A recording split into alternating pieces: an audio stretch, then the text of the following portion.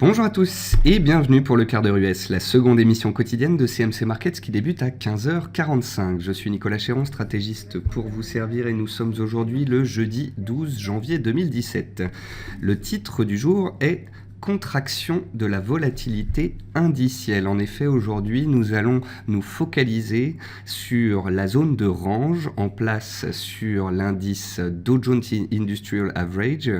Le Dow Jones Industrial Average est un des principaux indices américains. Il est dans un range depuis un mois.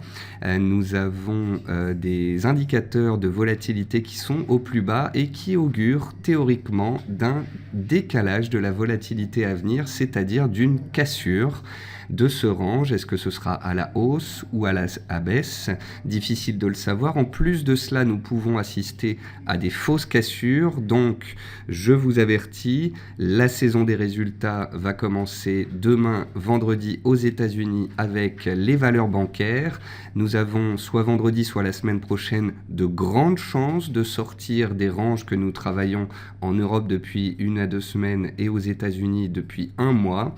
Donc voilà, nous avons, je pense, été très patients et la sortie, un signal, une tendance devrait rapidement voir le jour. Bienvenue à tous pour cette émission. Je salue tous ceux qui viennent de nous rejoindre et je salue également tous ceux qui nous regardent sur YouTube. Avant toute chose, un avertissement sur les risques concernant le caractère purement informatif de cette présentation ainsi que les produits CFD. Je vous invite à en prendre note. Vous pouvez utiliser les fonctions de chat et de questions-réponses en haut de votre écran pour pouvoir converser avec moi. Comme d'habitude, dans cette émission, nous verrons les derniers décalages intraday, ce qu'il se passe sur les actions européennes, les statistiques et le chiffre du jour, les actualités aux États-Unis, une figure graphique reconnue par la plateforme de CMC Markets. Et bien évidemment, je répondrai à vos éventuelles questions. Alors en termes de mouvement intraday, mais également par rapport à la clôture d'hier, car il faut en parler, le Nasdaq 100 a de nouveau inscrit un nouveau record historique à 5050 points. Il garde le cap, même si aujourd'hui, tout comme les autres indices américains, il opère une consolidation. Il reste tout de même bien ancré dans une tendance haussière long terme, moyen terme et court terme. Statu quo sur le CAC 40, toujours depuis le 2 janvier à 4880 points.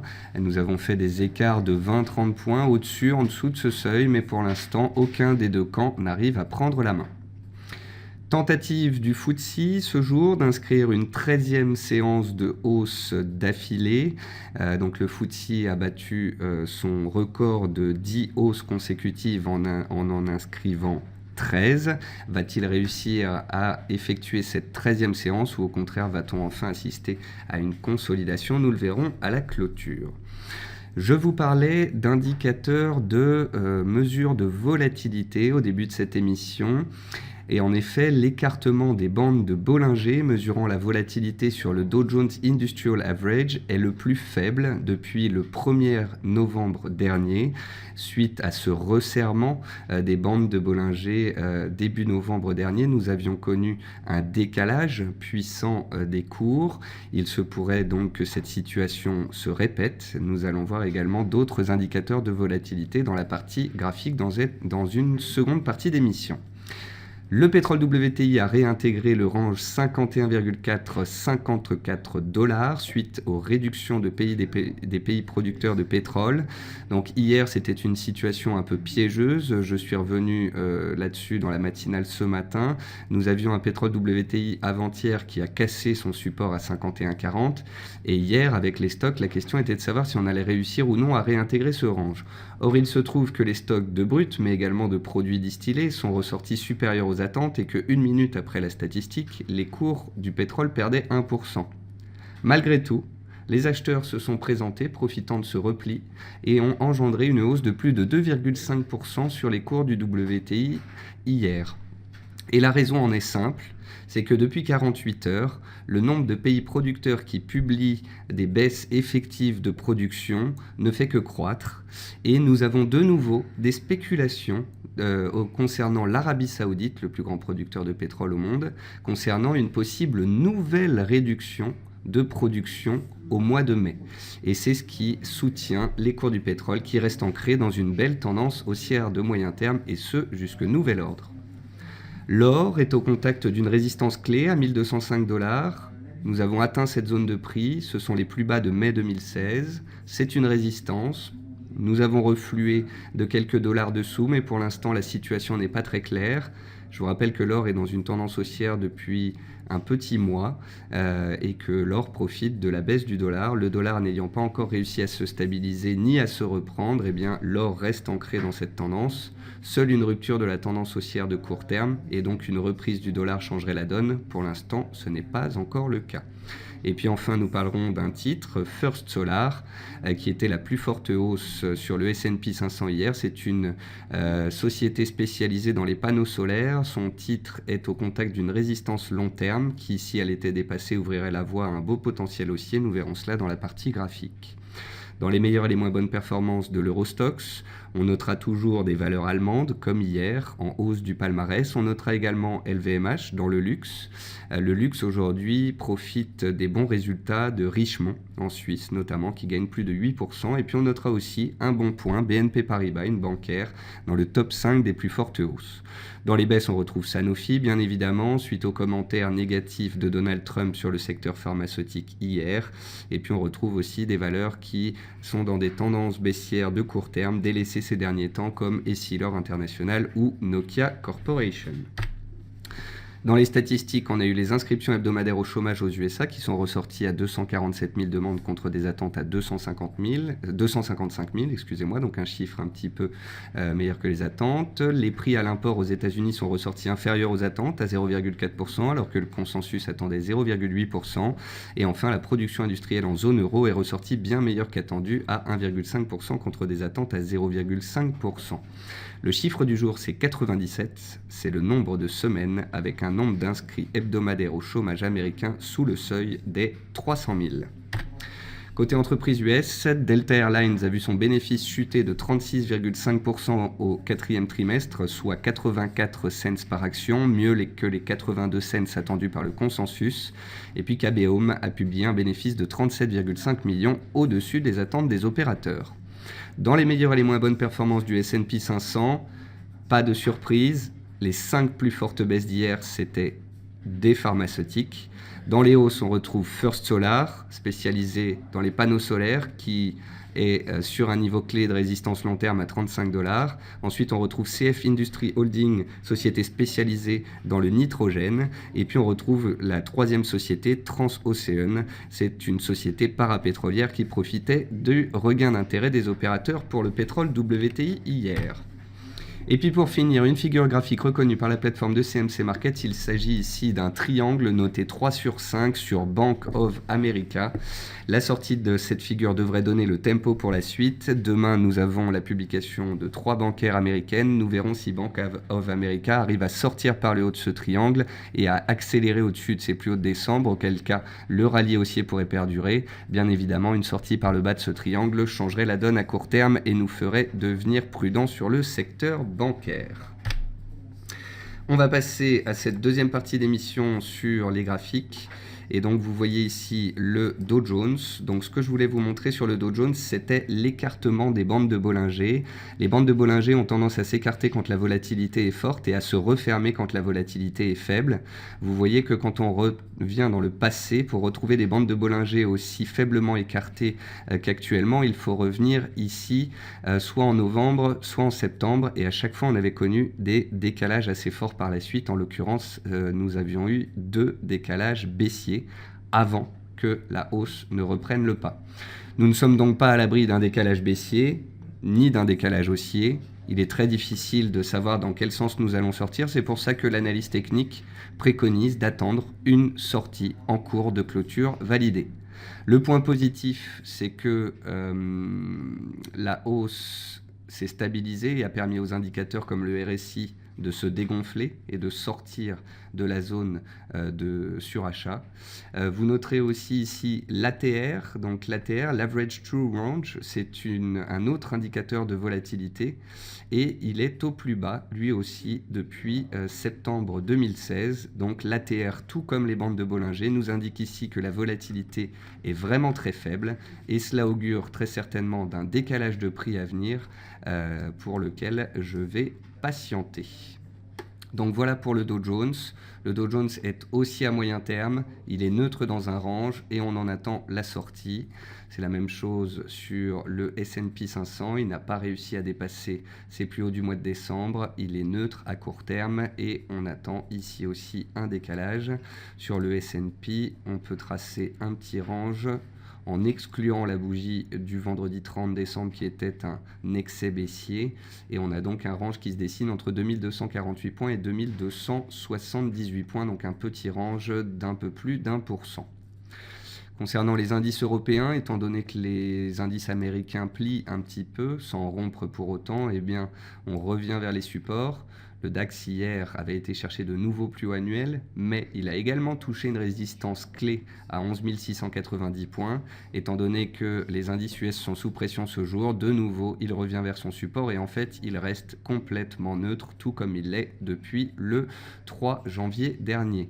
Ici, c'est la même chose, on attendra un décalage de prix en dehors de ces bornes pour pouvoir parler d'un éventuel signal.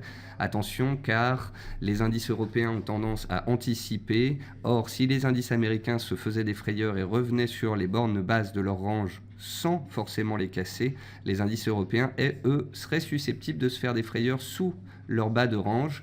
Donc il faudrait encore une fois attendre les clôtures pour ne pas surréagir et encore une fois, bien évidemment, suivre les indices américains qui restent les indices directeurs. On va passer sur les actions US. Sur les actions US, on a quelques décalages intéressants à constater. Le premier, c'est celui de Cameco Corp, un titre que l'on a bien suivi ces dernières séances. C'est un titre qui s'était extrait d'un canal baissier par le haut la première semaine de l'année et on avait vu donc à plusieurs reprises ces derniers jours que les acheteurs avaient la main et pouvaient continuer de la garder. C'est le cas, hein. Le titre Cameco Corp gagne 25% en l'espace de 3 séances et peut-être que certains d'entre vous en auront profité.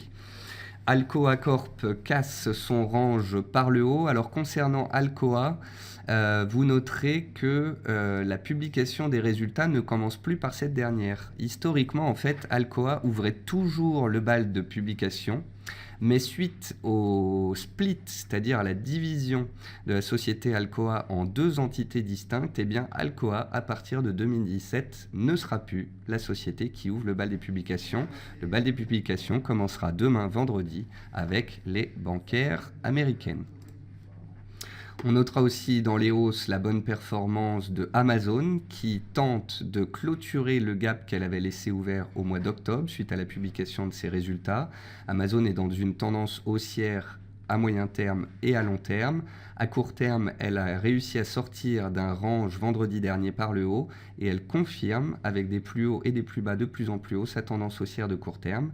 Tant qu'on continue d'opérer au-dessus des 800 $, il y a des chances d'aller clôturer le gap laissé ouvert à 816 $ et au-dessus de ce seuil, les plus hauts historiques pourraient être apportés. Seul un retour rapide sous les 800 $ invaliderait ses perspectives à court terme et engendrerait un peu plus de neutralité. PepsiCo, on en parlait hier, elle est revenue vers une zone de support et elle la tient pour l'instant. C'est la zone des 101 $. Donc pour l'instant, PepsiCo est sur ce seuil de long terme et semble y réagir. Et puis dans les baisses, on notera des changements de rythme sur certains titres, comme ici Advanced Micro Device. Advanced Micro Device, je vais vous montrer le graphique mensuel pour vous rappeler ce qu'il en est. C'est un titre qui est passé de 2 $ à 12 $ en l'espace d'un an, entre janvier 2016 et janvier 2017. On avait cassé les 10,20 $, les plus hauts de 2009-2010 le mois dernier, et cela avait engendré une continuation de la hausse. Mais on voit ici que le mouvement s'essouffle, on a cassé la moyenne mobile à 20 séances hier, les vendeurs semblent avoir pris la main à court terme et on devient donc désormais neutre. Sous nos pieds, nous avons les 10,20 $ en support, ce sont les anciens plus hauts de 2009-2010 que nous avons cassés et acquis. Si on repassait sous ce seuil, attention, la tendance de court terme passerait baissière et les perspectives haussières s'évaporeraient. Même chose et même configuration sur US Steel Corporation, un titre qui est en tendance long terme et moyen terme haussière. À court terme, la hausse patine un petit peu. On est dans un range, on est en train de se faire peur sur la borne basse. Pour l'instant, il n'y a pas de cassure effective. On pourrait même considérer le bas du range à 32,80 $, soit les plus bas du 30 décembre dernier. Et on verra donc dans les séances à venir si cette sortie de range est effective ou non. Pour l'instant, on va dire qu'on est sur le fil du rasoir. Arconic consolide après sa hausse de 10% sur les 10 dernières séances. Rien de spécial là-dessus, ça reste aussi à court terme dans un processus de rebond technique. Et puis enfin First Solar, donc FSLR, son code mnémonique. First Solar, donc société spécialisée dans les panneaux solaires, s'est stabilisé depuis à peu près 2 mois. Vous voyez qu'en données journalières, on approche de la MM 100 jours, qui avait bloqué l'appréciation des cours en octobre dernier. Donc là, c'est une zone clé que travaille cette valeur. Si on venait à réussir à casser les 35,5 $ et la moyenne mobile à 100 séances pour la première fois depuis avril 2016, eh bien, ce serait potentiellement un signal acheteur, une continuation de la tendance haussière de court terme qui est en place depuis désormais 2 mois. Donc on surveillera la sortie de ce triangle. À la hausse, les acheteurs prennent la main à moyen terme. À la baisse, attention, les plus bas seraient en visée. On va passer ensuite sur les matières premières. Concernant les matières premières, nous assistons à un rebond de 3% sur la fève de cacao. C'est un rebond technique. La fève de cacao est toujours dans une tendance fortement baissière. Les cours tentent de réagir en fait à proximité d'un bas de range de très long terme, puisqu'en 2012 et 2013, on avait travaillé ici les 2000-2050 $. Donc on a fait 2108 au plus bas et les acheteurs semblent vouloir prendre la main. Pour l'instant, je trouve ça trop tôt pour parler de retournement. C'est une stabilisation à l'horizontale et j'espère même qu'on reviendra vers le bas du range de long terme pour y étudier peut-être une réaction positive qui serait alors attractive puisque sur un seuil de très long terme. Le cuivre continue sa course à la hausse, il challenge son oblique de résistance de moyen terme et ses plus hauts du mois de novembre-décembre. Je vous rappelle que les cours du cuivre avaient gagné plus de 20% à la hausse suite à l'élection de Donald Trump en anticipation de grands travaux aux États-Unis. Pour l'instant, il n'en a pas parlé hier dans son discours. On attend donc son investiture le 20 janvier prochain avec grand intérêt. Le gaz naturel tente de challenger le haut de son range de court terme, mais pour l'instant, ça ne passe pas. Prudence ici, c'est un seuil clé, les 3,33, et si on ne clôture pas au-dessus, la neutralité prévaudrait. Par contre, si on arrive à les dépasser en force, pourquoi pas plus de hausse. Le platine continue de grimper, on avait fixé un objectif théorique à 1000 $, on a fait 991 au plus haut, on est donc à 1% de l'objectif haussier théorique. On avait suivi la sortie de Orange, on avait suivi la cassure des 950 $. Théoriquement, ceux qui ont suivi cette configuration à la hausse sont en gain. Concernant le pétrole, donc voici la vive réaction qu'on a eue hier. Bel avalement haussier sur les cours du pétrole. Donc c'était bien un faux signal qu'on a eu mercredi, malgré les stocks. Grâce à la baisse de production des pays producteurs, on est remonté. Et encore aujourd'hui, avec les spéculations sur une possible nouvelle baisse de production de l'Arabie Saoudite au mois de mai, eh bien les acheteurs continuent de garder la main. Concernant l'or, on est toujours haussier, en tendance haussière de court terme. On est à une résistance à 1206,7 $. Ça correspond au plus bas de mai dernier. Mais tant que le dollar américain n'arrive pas à reprendre le dessus, eh bien l'or pourrait continuer de grimper et aller chercher peut-être la résistance suivante à 1230 $. Pour que les vendeurs reprennent la main sur l'or, il faudrait casser l'oblique haussière en place depuis à peu près 1 mois. Pour l'instant, ce n'est pas le cas. Donc la tendance haussière perdure et ce, jusque nouvel ordre. Concernant les cours du blé, tout n'est pas perdu. J'ai vu beaucoup de commentaires négatifs, notamment de personnes qui ne croyaient pas au rebond du blé ces dernières semaines à cause de la baisse d'hier. Je vous rappelle que les matières premières sont parfois volatiles, qu'il faut attendre les cours de clôture. Le blé a quand même gagné 10% entre le 23 décembre dernier et le 6 janvier dernier. Il avait atteint une résistance clé. Il avait le droit de consolider et de revenir vers un support. C'est pour ça que je vous avais bien identifié les bornes. En revenant tester les 397 cents hier, le blé est venu faire un pullback sur le triangle dont il était sorti une semaine auparavant. Donc on a eu une compression en triangle, une sortie haussière, un pullback sur support. On voit que les acheteurs reprennent la main aujourd'hui. Il n'est absolument pas inconcevable que dans les séances à venir, suite à ce pullback, on revienne tester la résistance, voir qu'on la dépasse et que le mouvement haussier initié le 23 décembre dernier puisse perdurer. Je vous le redis, seule une cassure à la baisse des 397 cents invaliderait les perspectives haussières, redonnerait la main aux vendeurs et remettrait alors les plus bas de 2016 en visuel. Voilà. Donc, on est toujours inscrit dans une tendance haussière de court terme. Gardons-le à l'esprit tant qu'on est au-dessus des 397 cents. Et puis concernant le café Robusta, je vous l'ai montré hier, mais je vous le remontre aujourd'hui au cas où. Voici le graphique mensuel du café Robusta. Le café Robusta est passé de 1300 à 2200. Donc une belle appréciation de plus de 60% à la hausse en l'espace d'un an. Et il est revenu sur ses plus hauts de 2012 et de 2014, une zone majeure de résistance. Alors bien évidemment, si elle passe, on peut aller plus haut, mais attendons de voir cela. D'un autre côté, si un échec avait lieu sous cette borne, eh bien peut-être qu'il y aurait une stratégie baissière à mettre en place. Nous n'y sommes pas, pour l'instant la tendance reste haussière, mais je garde ce scénario dans un coin de mon esprit. Et puis enfin, on va passer sur les devises. Et sur les devises, bien évidemment, le mouvement du jour, c'est la baisse du dollar. Le dollar hier tentait de s'échapper à la hausse, anticipant des propos de Trump concernant les dépenses qu'il pourrait faire. Car qui dit dépenses en infrastructure, dit inflation, croissance et hausse de taux, et donc hausse du dollar. Donc c'est ce qu'avaient anticipé les opérateurs. Mais Trump bottant en touche sur ces sujets hier, les acheteurs de dollars ont préféré prendre des bénéfices. On est donc passé très rapidement de 102,90 à 100,80-90 aujourd'hui. Donc le dollar perd 2% en l'espace de 24 heures. C'est un mouvement violent, mais ça reste pas non plus un mouvement baissier extrêmement puissant. Je vous rappelle que quand on regarde le dollar sur plusieurs mois, il reste tout de même complètement haussier. Et le support majeur à suivre, c'est le seuil psychologique des 100 points sur le dollar index, qui est ici 1% sous nos pieds. Si le dollar index se reprend grâce à de bonnes statistiques d'ici la fin de la semaine, eh bien on pourrait très rapidement réintégrer les 101,30 et rester neutre. Si au contraire on accélère à la baisse sous les plus bas du jour, on pourrait revoir les 100 points sur le dollar index et donc avoir encore un cran de hausse sur les paires en dollars et notamment l'or.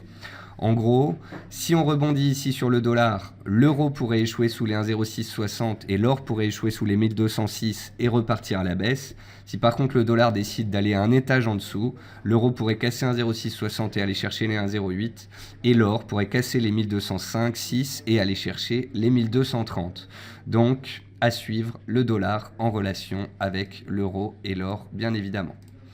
Quand on regarde les paires en dollars, donc on voit ici par exemple l'AUD qui profite de la hausse de l'or qui porte l'AUD et de la baisse du dollar. L'AUD, c'est la monnaie la plus forte du panier des économies du G10 depuis à peu près 2 semaines. Donc ici, l'AUD, grâce à sa hausse, revient dans une zone de prix d'importance. C'est plus haut de décembre et c'est plus bas d'octobre dernier. Si cette zone était cassée, bien évidemment, on pourrait continuer de grimper. On peut, en tous les cas, continuer de grimper tant qu'on est en tendance haussière et qu'on est au-dessus de l'oblique haussière que vous voyez ici. Mais attention tout de même à cette zone de prix qu'on est en train de travailler. C'est une zone majeure. C'est un objectif haussier théorique pour tous ceux qui jouent la hausse depuis une semaine. Donc, on pourrait y faire une pause. Ensuite, l'euro, le voici. Donc l'euro a fait un bel appui sur support à 1,0465 hier. Vous allez me dire, mais Nicolas, c'est quoi les 1,0465 ? Et bien sûr, mon graphique, c'est marqué. C'est les plus bas de 2015, sous lesquels on n'a pas réussi à accélérer fin 2016 ni début 2017. Les 1,0465, c'est le seuil de clôture hebdomadaire d'importance. On est venu prendre appui dessus hier et ça nous a permis de repartir vers une résistance. Résistance qu'on travaille actuellement à 1,0650, 1,0670. Et comme je vous le disais, si le dollar arrive à se reprendre, on pourrait échouer ici. Mais si le dollar devait aller chercher les 100 sur le dollar index, eh bien l'euro pourrait aller chercher la résistance suivante qui se trouve ici dans la zone des 1,0750, 1,08. Donc, prudence sur l'euro et l'or. Les rebonds ne sont peut-être pas terminés. Tout dépendra du sort du dollar, dépendamment des publications d'entreprises et puis surtout des statistiques à venir sur la monnaie américaine. Donc voilà pour les monnaies, choquées par le comportement du dollar. D'ailleurs, vous pouvez le voir sur des paires un peu exotiques. La livre turque avait beaucoup chuté ces derniers temps. Elle était en train de faire sa plus forte baisse hebdomadaire encore hier. Et aujourd'hui, on voit que la tension se calme. La paire USD-TRI ici perd 1600 points en l'espace d'une séance. Bon, après, c'est un mouvement qui est totalement proportionnel à la hausse précédente. Mais à court terme, on a l'impression qu'on a touché un point haut sur cette paire. On est en train de faire un avalement baissier. Ça montre peut-être qu'effectivement, à court terme, la force du dollar s'estompe. C'est la même chose sur l'USD ZAR que l'on voit ici, donc le dollar contre le rand sud-africain. Voilà, donc on a parlé des indices, ils sont dans des ranges, on en attend des sorties, parce que les indices boursiers américains plient, eh bien les indices européens sont susceptibles de se faire des frayeurs, mais attention, seules des sorties de range validées en cours de clôture m'importeront, donc on verra cela. Peut-être que Trump a fait peur, peut-être que le Dow Jones va sortir par le bas de son range, mais j'attends que ce soit effectif pour pouvoir vous parler d'un éventuel signal baissier. Pour l'instant, ça reste neutre. Concernant les actions, donc on constate pas mal de consolidation sur les titres qui étaient jusqu'ici haussiers. Concernant les matières premières, on a toujours l'or et le pétrole qui sont haussiers, le blé dont on attend la sortie de range à court terme, et concernant les monnaies, c'est le dollar qui fait la pluie et le beau temps que vous pouvez suivre via le dollar index. Voilà, je pense avoir parcouru toutes vos questions. On a parlé de l'AUD, on a parlé de tout cela. Alors Philippe dit GBP est faible malgré la baisse du dollar. Oui Philippe, la livre est faible car la livre est sous le joug des politiques d'un hard Brexit, et ça bien évidemment ça pèse fondamentalement sur la monnaie britannique. Voilà, sur ce, je vous souhaite à tous une bonne fin d'après-midi, un bon trading, une bonne fin de journée, et je vous retrouve demain matin 10 h pour la matinale. Au revoir à tous.